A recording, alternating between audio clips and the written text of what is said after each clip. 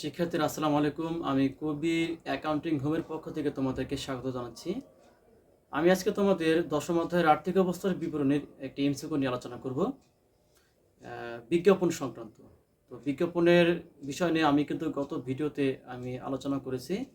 আজকে এই বিষয়ে আমি একটি এমসিকিউ এখানে উপস্থাপন করব। তবে তার পূর্বে এই বিষয়টাকে সহজে বোঝার জন্য আমি তোমাদের সামনে একটি উদাহরণ পেশ করব। আমরা দেশের এক প্রান্ত থেকে অপর প্রান্তে আমরা কিন্তু দূরপাল্লার যে পরিবহন আছে আমরা যাতায়াত করে থাকি। আমরা হাইওয়ের পাশে কিন্তু দেখে থাকি বা শহরের মধ্যে অথবা নিজের এলাকায় যে বড় বড় বিলবোর্ড থাকে, সেই বিলবোর্ডে বিভিন্ন কোম্পানির বিজ্ঞাপন প্রচার করা হয়। আমরা একটা উদাহরণ দেই, ধরি যে দেশের বসুন্ধরা কোম্পানি তাদের কোনো পণ্যের বিজ্ঞাপন দেওয়ার জন্য ওই রাস্তার পাশে যারা বিলবোর্ডের মাধ্যমে বিজ্ঞাপন প্রচার করে তাদের সাথে চুক্তি করলো যে বসুন্ধরা কোম্পানির এই বিজ্ঞাপনটি তাদের বিলবোর্ডের মাধ্যমে প্রচার করা হবে 5 বছরের জন্য। এই 5 বছরের জন্য বসুন্ধরা কোম্পানি তারা 5 লক্ষ টাকা প্রদান করবে ওই বিজ্ঞাপনী সংস্থাকে। বসুন্ধরা কোম্পানি যখন তাকে 5 লক্ষ টাকা দিবে 5 বছরের জন্য, বসুন্ধরা কোম্পানি যখন তাদের আর্থিক অবস্থার বিবরণী তৈরি করবে, এই 5 লক্ষ টাকাকে তারা কখনোই একবারে ব্যয় হিসেবে অন্তর্ভুক্ত করতে পারবে না। কারণ একটি আর্থিক অবস্থার বিবরণী 1 বছর মেয়াদকাল ধরে কিন্তু এখানে করা হয়। তাহলে ওই আর্থিক অবস্থার বিবরণীর মধ্যে তারা বিজ্ঞাপনের পিছনে সর্বোচ্চ 1 বছরের ব্যয় তারা এখানে উপস্থাপন করতে পারবে। তাহলে 1 বছরের ব্যয়টা কত আসে? তাহলে 1 লক্ষ টাকা আসে। এখন 1 বছরের মধ্যে যদি তাদের ব্যয়টা 1 লক্ষ টাকা হয়, বাকি 4 লক্ষ টাকা তারা কিন্তু অতিরিক্ত প্রদান করলো, যেটাকে আমরা অগ্রিম বলে থাকি। কিন্তু বিজ্ঞাপনের ক্ষেত্রে কখনোই এই অগ্রিম কথাটি ব্যবহার করা যাবে না, আমাদেরকে বিলম্বিত কথা ব্যবহার করতে হবে। তার কারণ হলো কি, এইটাও একসময় ধীরে ধীরে সময়ের সাথে সাথে এটা কিন্তু ব্যয়ে রূপান্তর হবে, যার ফলে এখানে বিলম্বিত কথাটি ব্যবহার করা হলো। তাহলে 1 বছর শেষে তাদের বিজ্ঞাপন বাবদ তাদের খরচ হবে 1 লক্ষ টাকা এবং বিলম্বিত বিজ্ঞাপন থাকবে 4 লক্ষ টাকা।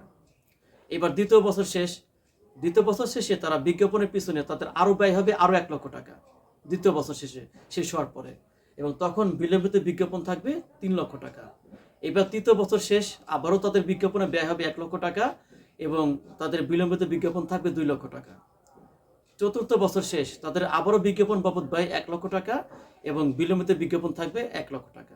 পঞ্চম বছর শেষ, আবারও বিজ্ঞাপন বাবদ ব্যয় হবে 1 লক্ষ টাকা এবং এখানে বিলম্বিত বিজ্ঞাপন বাবদ কোনো টাকাই তাদের থাকবে না।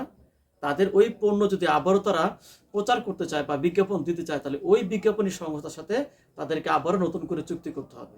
চুক্তি করার পরে আবারও তাদের সেই পণ্যের বিজ্ঞাপনটি প্রচার করতে হবে। আশা করি তোমরা এখানে উদাহরণটি বুঝতে পেরেছো। এইবার আমরা একটু বোর্ডের দিকে খেয়াল করি। উদ্দীপকটি পড়ো এবং প্রশ্নগুলোর উত্তর দাও।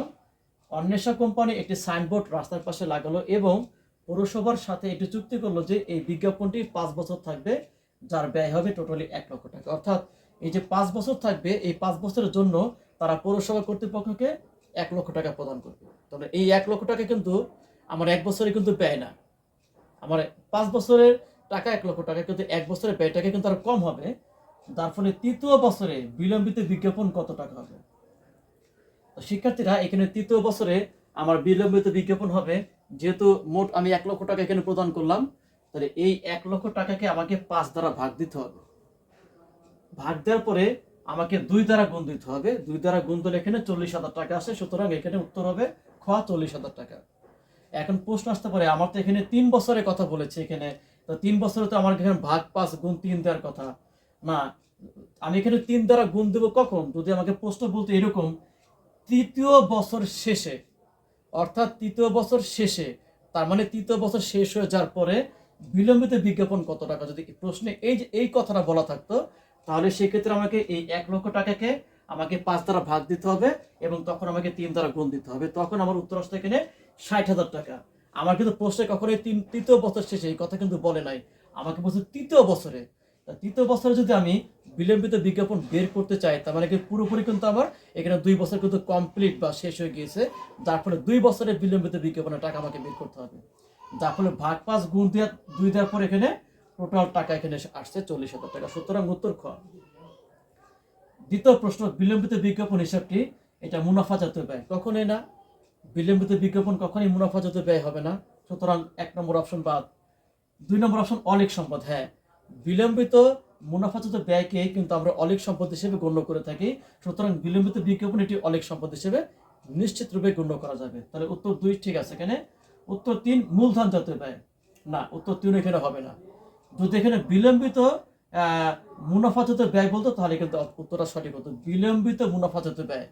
তার মানে উত্তর 3 এখানে হবে না, উত্তর কিন্তু এখানে 1 হবে না, সুতরাং সঠিক উত্তর 2। কিন্তু অপশনে কিন্তু কোথাও বলা নেই, এখানে কতে দেয়া আছে 1 আর 2, খতে 1 আর 3, গতে 2 আর 3 এবং ঘতে 1 2 3, সুতরাং বই থেকে উত্তরটি ভুলতে আছে। যদি এখানে ক নম্বরে বিলম্বিত মুনাফাজত ব্যয় এই কথাটি বলতো তাহলে তখন সেই ক্ষেত্রে আমার সঠিক উত্তর হতো 1 আর 2, সুতরাং সেই ক্ষেত্রে আমার কিন্তু এই উত্তরটি ভুলতে আছে, সুতরাং এইটা হতো প্রশ্নের ক্ষেত্রে তোমাদেরকে অটোমার্ক দেওয়া হবে। শিক্ষার্থীরা, আজকে তোমাদের সামনে এই পর্যন্ত। আমি ইনশাআল্লাহ আগামীতে তোমাদের সামনে এরকম নতুন ভিডিও নিয়ে হাজির হব। সেই পর্যন্ত তোমরা সবাই ভালো থাকো, সুস্থ থাকো। আল্লাহ হাফেজ।